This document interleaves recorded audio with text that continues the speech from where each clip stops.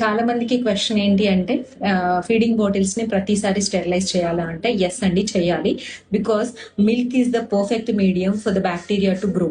So bacteria కానీ germs కానీ అన్ని క్రిములన్నీ కూడా చేరుతాయి దానిపైన ప్రతిసారి రిపీటెడ్లీ యూజ్ చేస్తుంటే. సో ఖచ్చితంగా స్టెరిలైజ్ చేయండి, వాడొద్దండి. అండ్ ఆఫ్టర్ ఈచ్ ఫీడ్ అంటే ప్రతిసారి బేబీకి ఫీడ్ చేసిన తర్వాత నెక్స్ట్ టైం మీరు ఫ్రెష్ గా యూజ్ చేసేటప్పుడు ఖచ్చితంగా bottle needs to be sterilized. Sterilization అనే ప్రాసెస్ ఈదర్ బాయిలింగ్ ద్వారా చేయొచ్చు, లేదంటే కెమికల్ మెథడ్స్ యూస్ చేసుకోవచ్చు, లేదంటే స్టీమ్ స్టెరిలైజర్స్ కూడా అవైలబుల్ ఉన్నాయి మార్కెట్లో. Coming to the boiling method, feeding bottle యొక్క పార్ట్స్ అన్ని ఓపెన్ చేసేసి ఒక పెద్ద వెజల్ తీసుకొని అందులో వాటర్ పోసేసి వాటర్ బాయిలింగ్ వచ్చిన తర్వాత నుంచి అట్లీస్ట్ ఒక 5 minutes అన్నా ఉంచాలి. సో అట్లాంటి విత్ లిడ్ క్లోజ్డ్ ఉండాలి ఆ టైంలో, సో దట్ ప్రాపర్ స్టెరిలైజేషన్ అనేది జరుగుతుంది.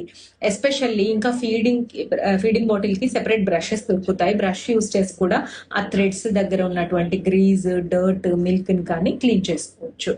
అండ్ ఆఫ్టర్ ప్రాపర్ స్టెరిలైజేషన్ దాన్ని బయటికి తీసేసి టాంగ్స్ తో ముట్టుకోకుండా స్టెరైల్ వాటితో తీసేసి వాటిని డ్రై అయిన తర్వాత ఒక క్లీన్ క్లోజ్డ్ కంటైనర్ లో పెట్టుకోవచ్చు. అండ్ 24 hours తర్వాత కూడా మీరు దాన్ని యూజ్ చేయట్లేదు అంటే మళ్ళీ ఫీడింగ్ ఇచ్చేటప్పుడు you need to sterilize. I hope this is useful. Thank you.